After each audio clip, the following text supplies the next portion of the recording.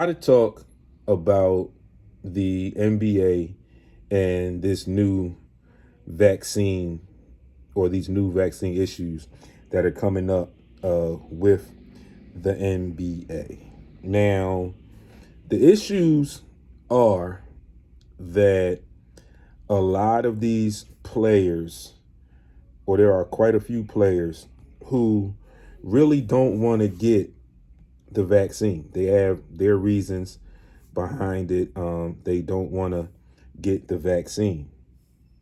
And one of the things that is the toughest part is to try and get these grown men to take this vaccine.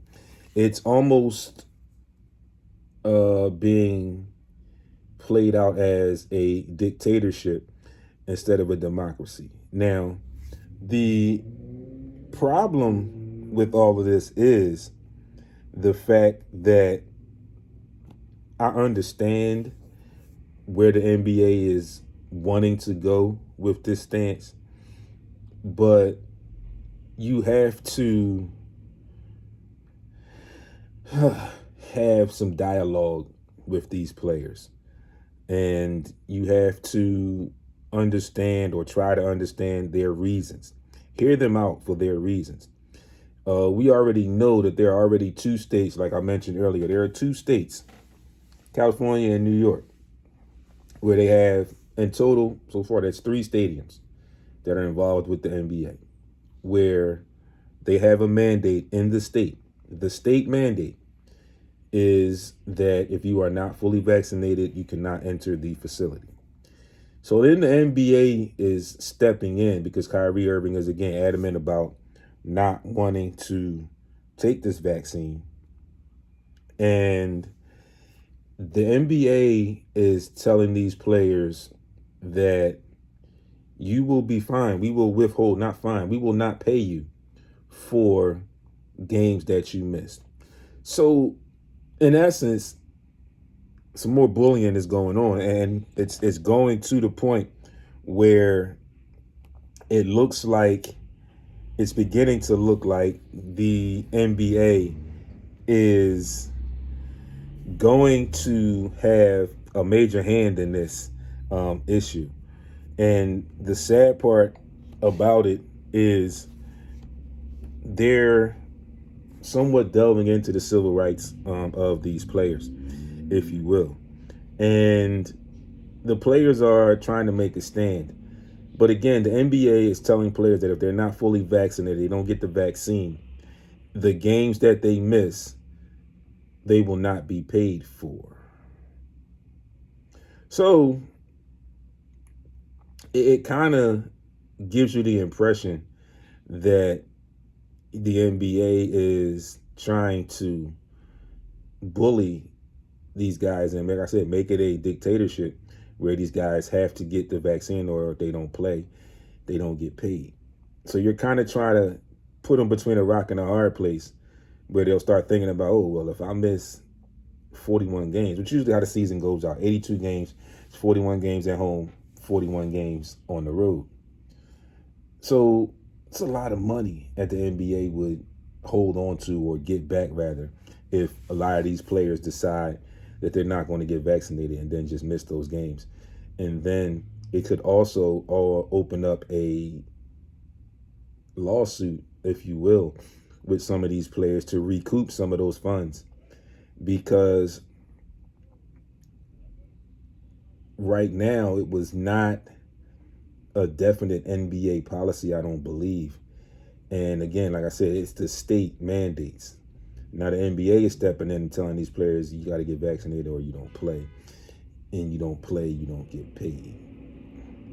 So I kind of don't know how I feel about that. Just so you know, in my instance, you all know where the work that I do outside of the work I do here. And initially going in, I was very skeptical about getting the vaccine myself. I was one who was skeptical. I'll admit that. But as of today, I have been fully vaccinated. It came down to me making a decision for myself, my family, and my health and the health of my family because of the environment that I work in. And the difference was, in my instance, was it was not pushed upon me to the point where I was told if I don't get the vaccine, I can't work. It was totally up to me to make that decision. And again, there are people I believe that I work with that have still not been vaccinated. And again, don't get me wrong, I'm not a doctor, but a lot of people are saying that you still can get coronavirus being vaccinated and things of that nature. There's a lot of stories going around. I'm not 100% sure on how these stories are getting out and how these people are spreading these stories. Well, yes, I do. Social media for the most part. But all in all, like I said, when this thing first started way back when, you got to be the individual and take care of yourself. You know, I did a little video on my page of washing my hands. You know, people, you got to wash your hands. When you're working around people, you got to be cautious. The environment I work in, I need to wear gloves. I wear them. I have to wear a mask to get in the building because it's a city building, and that's the guidelines from per CDC, per the city of Philadelphia. So I wear my mask. I'm constantly washing my hands. I'm paying attention to who I'm talking to, how I'm talking to them, how close I'm talking to them. I'm also paying attention to what they're doing. Are they washing their hands? Do they have their mask on properly? Properly is the key word, because I've talked to people several occasions and I had to tell them either pull your mask up or could you cover your nose? You know, and again, it's the safety issue. And a lot of these guys are on that premise as well, because they can tell us what's in the vaccine and what it could do and what it might do. But again, like I said, we're not doctors, so we really don't know. But all in all, this article I found, it says the league is currently sits at a 95% vaccination rate. And that's despite how vocal the increasingly thin minority has been. Between the threat of missed game checks in New York and San Francisco and NBA rules making it increasingly challenging to take part in the activities alongside teammates without the shot, the league is knowingly tightening the screws on those who haven't gotten their shots yet. It's something the unvaccinated won't enjoy, but it's also not all. It's also But it's also not all that different from what airlines, schools, and hospitals around the country are mandating. And those employees are being paid hundreds of thousands of dollars per performance. So we will definitely keep a hold and see where this thing goes with the NBA and with this issue of players being vaccinated. And like I said, it's New York and San Francisco. So that's so far, that's 3 stadiums where they're stating they have a mandate where if you are not fully vaccinated, you cannot enter the facility. And again, like I said, it's not like I can't enter the facility to play the game. I can't enter the facility at all. So it gives you something to think about. Also, it makes you wonder how some people think, in all honesty. Then you could also look at it in another way where you tell me I have to be fully vaccinated. How are you attaining proof that people are fully vaccinated? Are you administering the shots at the facility and keeping your own records of it? Because people, if you don't know if you haven't been vaccinated, or if you have, you get a card. When the first vaccine, you get a card, tells you what the vaccine was, it gives you the date. And then when you go back to get the second one, they fill out the card again, and then you get that card and you keep that card. Now, just ironically, on a male perspective, a male standpoint, most of the wallets that men carry, that card is kind of obscure and it doesn't fit very well. A little bit easier for the female side because they carry a purse and a wallet sometimes, so they can fit it somewhere. So for the males, like I said, it's hard to actually carry that card around with you. I have a picture of mine in my phone that I take my phone everywhere with me, so I have a picture of it with me. But again, getting back to my main point, excuse me, how are these facilities that are mandating this, how are you seriously and honestly checking to see if people are fully vaccinated or have proof of being fully vaccinated? Touchy subject, touchy. So again, like I said, we'll see what happens with that.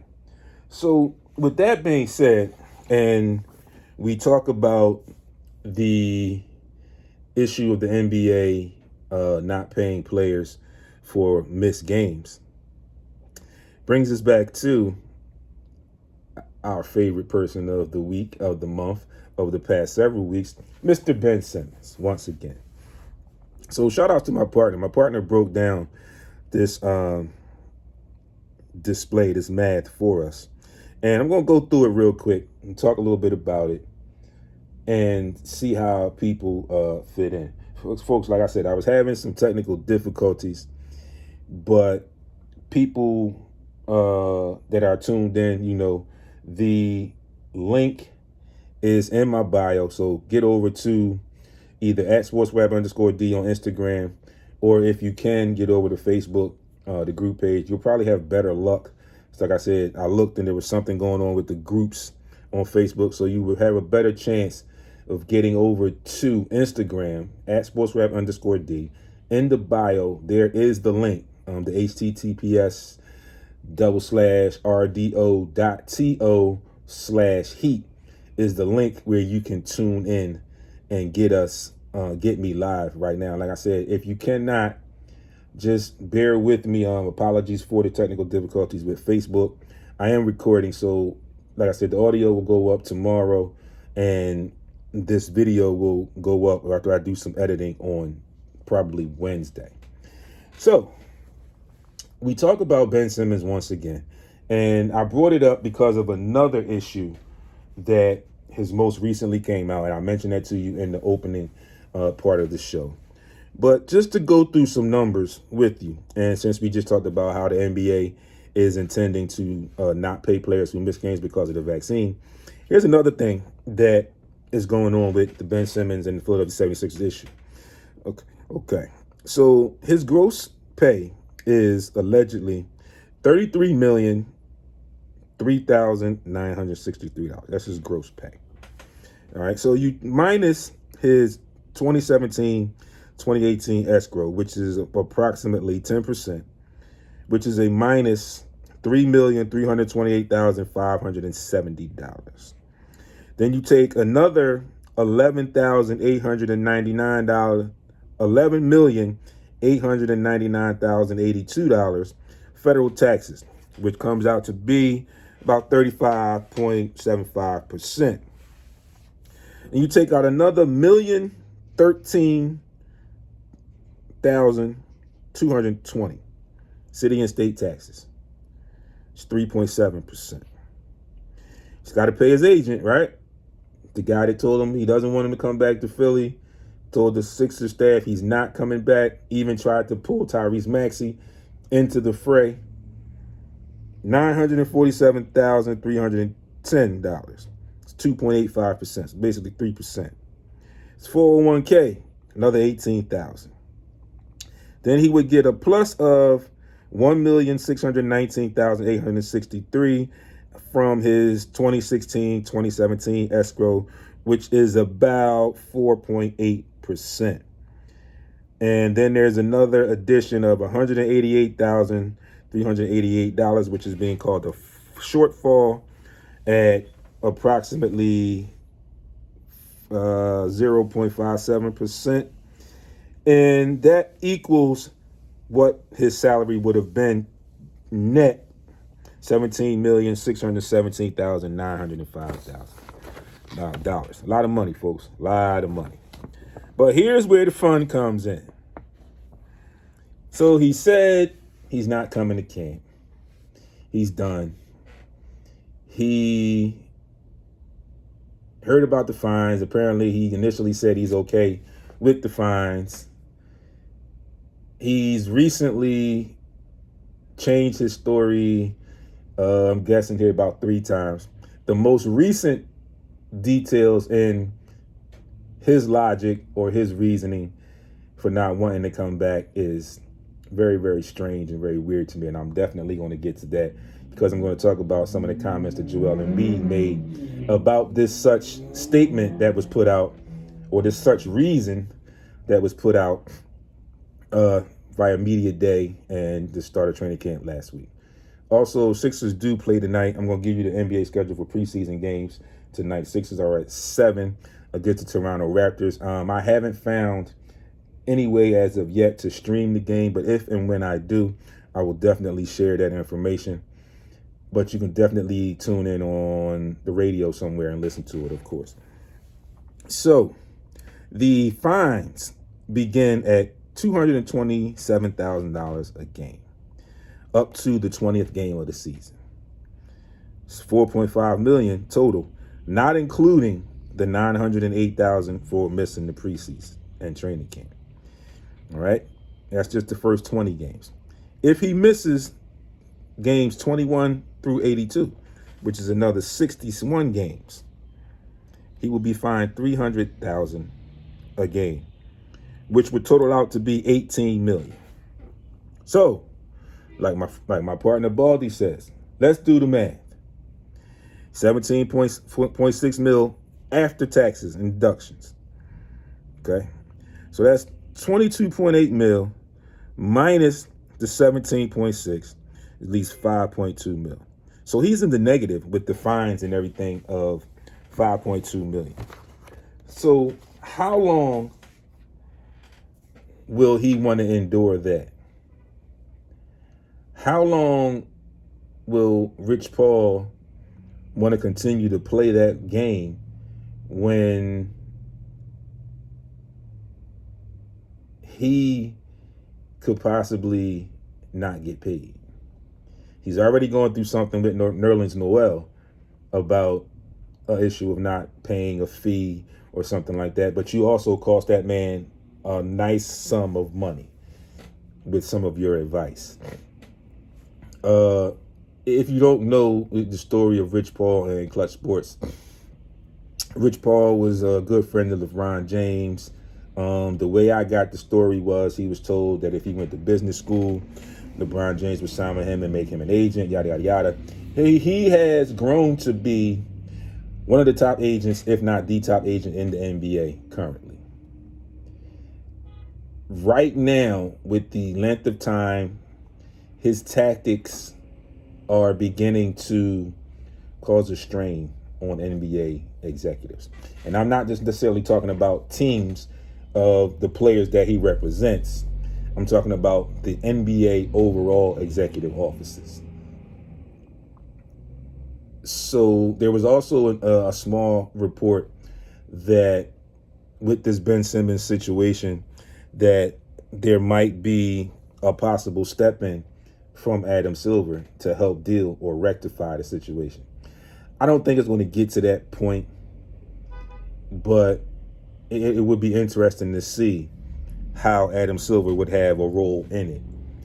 So over the weekend, I was talking to some family and some friends, and people have been asking me, do I think that he would start the season on the Sixers roster?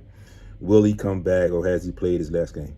In all honesty, I think where he is right now, he won't play. I think he still wants to be traded. I think his agent still wants to somehow try and facilitate a trade. But he got wind of the amount of money that would be lost and when, depending on the amount of time he stays out. And there was a small hint that he may tell the team that he'll come back, but he's not going to play because of some type of injury.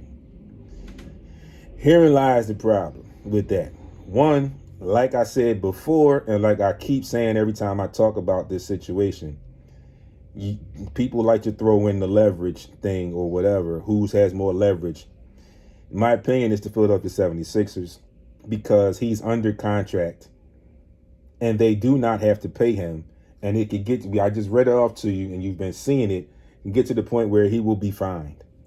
People forget that, like, this NBA thing, it's your job. And I mean, I read that quote last week from Carmelo. It's no loyalty.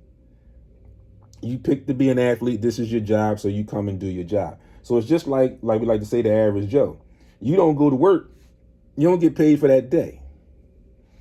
Okay, it's just the difference is it's just the dollar amounts are extremely higher. Okay, so he got wind of that, and then he was hinting at very, very coyly, very slyly, like I said, that he may come back, but tell the team he can't play because of an injury. So you do that. Let's say he does that, comes back, and he says he has some type of injury. He can't play, but he still wants to get traded.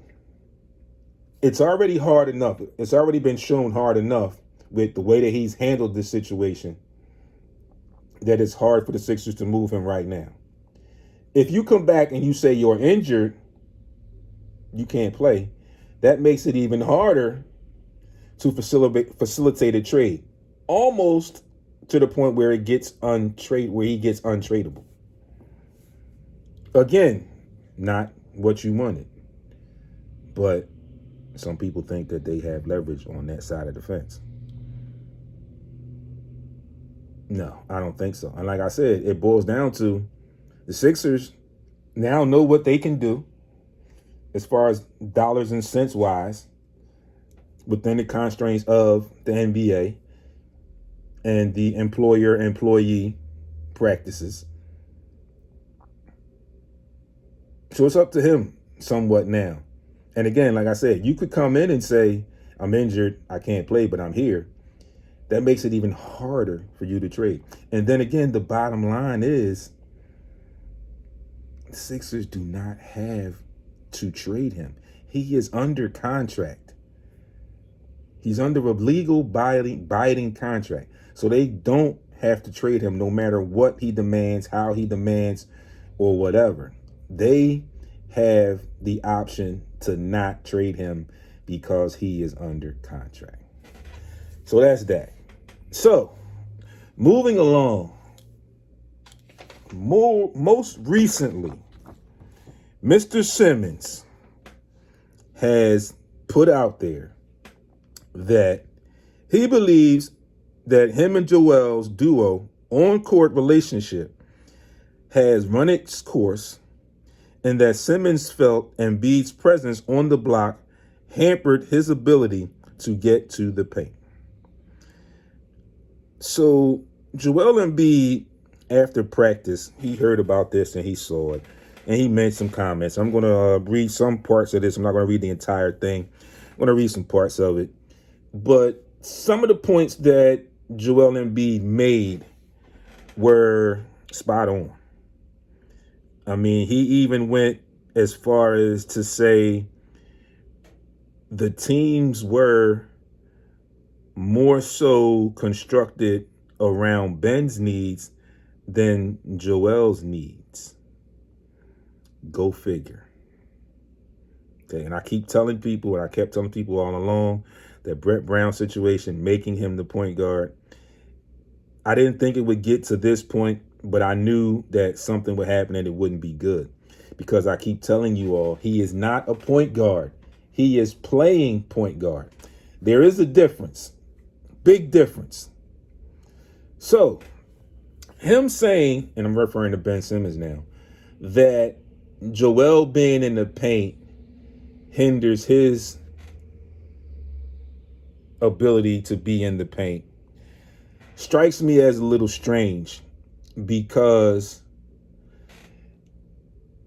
watching basketball, understanding basketball, you can rotate them if you will. We know today's game is what they like to call positionless basketball. We know in today's NBA there are a lot of players that in my era, 80s, 90s, that we would call centers, are perimeter players a little bit more than they are players with their back to the basket. So for the Sixers, or for him to say that, it's a little confusing to me because of the skill set that Joel Embiid has. If you needed to, Joel Embiid 7 foot, Ben Simmons is 6'11". So 6'11" is basically 7 foot. So they're basically the same size. You can rotate them high-low. So you could put, Ben Simmons can go into the post, low post, and you can move Joel to the high post. We've seen Joel shoot threes. We know he can shoot the ball. He can shoot free throws. So that 15-footer for Joel Embiid, it's not really a problem. But you reverse it where Joel can get on the low block and dominate like he did this past season. And then you have Ben Simmons at the high post where the 15-footer would do him a lot of justice with his size as well, that won't shoot the 15-footer. Again, I don't care about the three. I need you to be able to get in that mid-range and knock down a mid-range jump shot. And then be able to shoot a free throw. Since you're my point guard, you're going to have the ball. So some of the things that Joel Embiid said, and I quote, "I saw it. I'm not sure if it came from him or whatever, but over the past few months, stuff that's been put out there and looking back, the reaction of him not being here, I feel like it's fair to assume that it's coming from him. Whether it's his agent or his people or whatever. Like I said, it is disappointing, but I feel like over the years, the way our team has been built around us, you look at last year, you've got the whole starting lineup. I was the worst three-point shooter in the starting lineup, and I shot 38% from three. We've always had shooters, and I feel like I can really play with anybody, and I can make anybody be better on the court. I don't necessarily need shooters, but I feel like over the years, you look at when we signed Al, and he's referring to Al Horford, it's because we needed a stretch five. Just to make sure that was for Simmons. Most of my career, I've had to step out to the three-point line, which I don't mind. I like to be a basketball player. I like to do everything on the basketball court. But I feel like our teams have been built, whether it's the shooting need or stretch five, I feel like he always had it here. And we still have it. You've got Seth, one of the best three-point shooters ever. Danny Green. Tobias Harris is a 40% shooter for his career. Furkan coming off the bench at times. Shake Milton. I think he can be a better shooter, but he can't get hot. They just added George Niang from Utah. So I feel like our teams have always been built around his needs. It's kind of surprising to see for him to say that. Gets a little bit deeper. Even going back to the reason we signed Al, we got rid of Jimmy Butler, which I still think was a mistake. Simmons needed the ball in his hands. That's the decision they made. Like I said, it is surprising, but I'm really focused on the guys that are here. The situation is weird, disappointing, borderline kind of disrespectful to all the guys that are out here fighting for their lives. Okay? Some guys rely on the team to be successful to stay in the league and make money somehow. Because if you're on a winning team, you're always going to have a spot in the league just because you're on a winning team and you contributed. Obviously, we're a better team with him. We're not a better team without him, that's for sure. We're trying to get better, trying to get on the same agenda. We know what we got to do, and every single day we got to try to attack it. But we are a better team with him. There's no question about it. We still hope that he changes his mind, but I kind of owe it to these guys just to worry about what we have here. To figure out what's going to happen with Simmons is not my job. I'm not the GM. I'm not the owner, so that's none of my business, end quote. So I had initially said I wasn't going to read it, but it got pretty good, and I had to read the entire quote. So we see where Joel Embiid's stance is. He said it's borderline disrespectful. He gave you insight and points on how the team was constructed around what Ben Simmons said he needed. Spacing, the shooters, which they have had. Going back to J.J. Redick, and like you said, to Jimmy Butler. There was an issue there with Jimmy Butler where Jimmy Butler was a closer. He showed us that for the short time he was here. We knew it before he even got here. But him as a basketball player decided that he couldn't deal with what was going on there.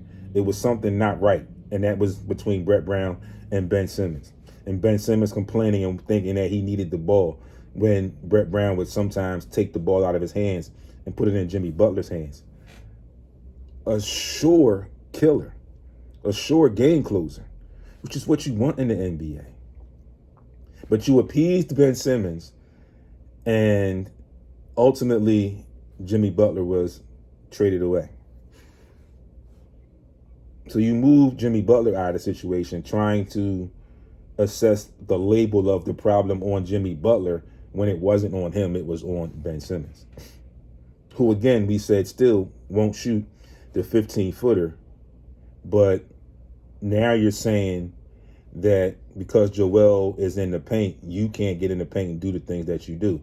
How many times have we seen Ben Simmons drive to the basket, turn his back, and look to kick the ball out to a shooter at 6'11"? I've told several people that Ben Simmons could be a resemblance of Giannis because they do so many things alike. Yes, Ben may have a better handle. Yes. Ben may be slightly better defender. Yes. The one thing that trumps both of those, in my opinion, and what Giannis does and what Giannis has, is the heart and the wherewithal to shoot the ball. I mean, Giannis will shoot an air ball, 2 or 3 air balls. But the next time down, he knows and understands his skill set. He'll go to the basket and he'll try to finish. He'll try to dunk on you. And then he'll walk to the free throw line with confidence if it's an and-one situation. He'll walk to that free throw line with confidence. He got mocked all throughout the playoffs about how long it took him to shoot a free throw. Never swayed him away from stepping up there and doing it again. He might shoot an air ball. He might shoot 2 air balls. You come back down and you foul him again, he's going to the line with confidence. And he's going to live with the results. So you notice, even with him taking as long as he does to shoot the ball from the free throw line, the not so great free throw percentage, you see the difference where the Atlanta Hawks played the hack of Ben, but they didn't do that. Nobody did that with Giannis. They didn't just hack Giannis on purpose and send him to the free throw line. There's a difference there because people knew Ben Simmons had some type of fear, something going on where he did not want to go to the free throw line. So it played to their advantage, or it gave them their advantage. With Giannis, people didn't do that. Yeah, he got heckled, like I said, because of how long it takes him to shoot a free throw. Not an issue for me. But every time he will step right back up to that line and he will shoot those free throws. Every time. No question about it. He will shoot those free throws. Make or miss, and he'll live with it. That's where the greats are created. That's where the greats are born. Again, I mentioned last week, and we talked about people talking about the videos of Ben Simmons playing in pickup games and all of that. So let's talk about that for a minute now. You've seen him play in pickup games with other NBA players, and he's shooting the ball and this and that. Okay. But here's the thing. For the most part, when it's 10 to 12 NBA players in a gym playing pickup ball, Those guys are playing to stay in shape. You see, when these guys are actually working out, honing their skills with trainers, it may be 3, 4, sometimes 5 of them, but they're working with a trainer and they're working against each other one-on-one, utilizing what they've been taught and how it can fit into their game, honing their skills to become great. You don't see that much from Ben Simmons most recently. So all the videos of him in the gym, running up and down the court, shooting the ball, it's not really impressive to me if you won't do it in real live game situations. So I really don't want to see any of those videos anymore. A couple people sent me videos recently, within the last week or so, like right before training camp started. I didn't watch any of them. I told them, there's no need for me to watch them. It's not going to relay. It's not going to transfer over. And he's already said he's not coming. So I don't need to see these videos. It's no point in me watching them because I'm not going to get it when I need it as a fan. I'm not going to get it when I need it as an employer.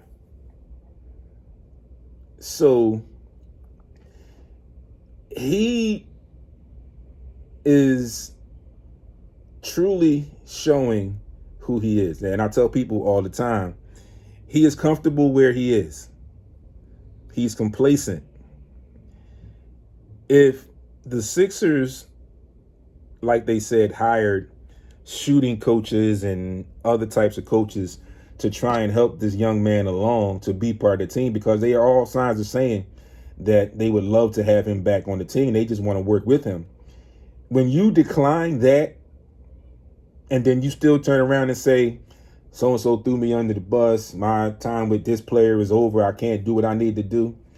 But they're extending the branch to you, and you're just chopping away at the branch, making it shorter and shorter till it's almost going to be no branch, and you're just going to be stuck out on an island by yourself. You and your agent, stuck on an island by yourself. So, again, I don't know truly how the situation is going to play out, but it is very ugly right now. It's not what Sixers fans wanted when Ben Simmons was drafted here, and it's not what they expected. So we'll see what happens, and I will definitely keep you guys tuned in as to what goes on with that situation. Closing out today, as it is 12:41, 41 minutes past the noontime hour. I've got some schedules for you. Some Monday night NHL. You've got the Bruins and the Flyers, the Blue Jackets and the Sabres, the Capitals and the Devils, the Blackhawks and the Red Wings, the Flames and the Oilers, the Maple Leafs and the Senators, the Avalanche and the Wild, the Ducks and the Sharks.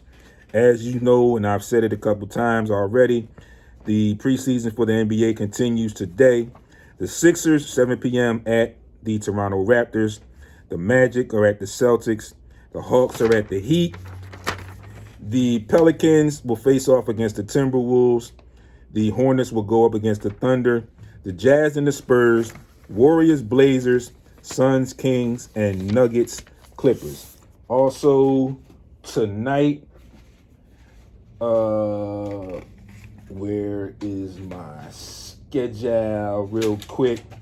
Monday Night Football tonight. Again, Las Vegas Raiders at the LA Chargers. Thanks, everyone, for tuning in. I'm sorry about the technical difficulties, but I will get this info up for you. As a matter of fact, I'm going to work and I'm going to get this audio up on Anchor, iHeart, Google, Apple Podcasts, and most of your podcast outlets today. When I am done, the video will go up either tomorrow or Tuesday once I do some editing. As always, thank you for tuning in each and every Monday, 11 a.m. to 1 p.m. right here on Heat 100 Radio. All week on social media. The group page on Facebook is Sports Rap Podcast. Instagram and Twitter, more so on Instagram, you can get me at sportsrap_D. YouTube, Sports Rap TV. Don't forget, when you get over there, like the videos, your favorite videos. Make sure you subscribe to the channel and hit that bell so you will be alerted when new video and new footage is up. The webpage, sportsrapradio.com. Be great on purpose, folks. Enjoy the day. It's going to be a little rainy off and on today, so stay dry and enjoy the beginning of your work week. It's October, folks, getting to the end of the year, and we will see you right back here next Monday on Heat 100 Radio.